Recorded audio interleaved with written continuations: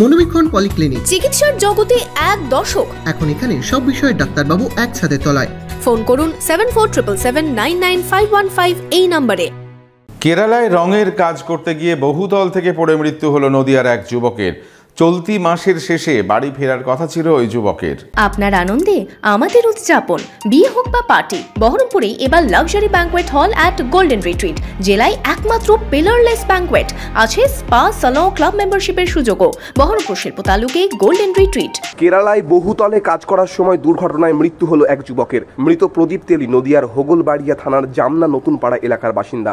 জানা গিয়েছে বছর খানেক আগে কেরালায় রঙের কাজে গিয়েছিল ওই যুবক। শনিবার দুপুরে বহুতলে রঙের কাজ করার সময় সেফটি দড়ি ছিঁড়ে পড়ে যায়। ঘটনাস্থলে মৃত্যু হয় ওই পরিযায়ী শ্রমিকের। কেরালায় মারা গেছে তোমার রপে কাজ করে, আউটসাইডে কাজ করে, রঙের কাজ করে। তো এন্ডা কলমে লুলু মার্কেট আছে, লুলু মার্কেটের সামনে। তো কাজ করতে গিয়ে 3 বাটাম মারিছে।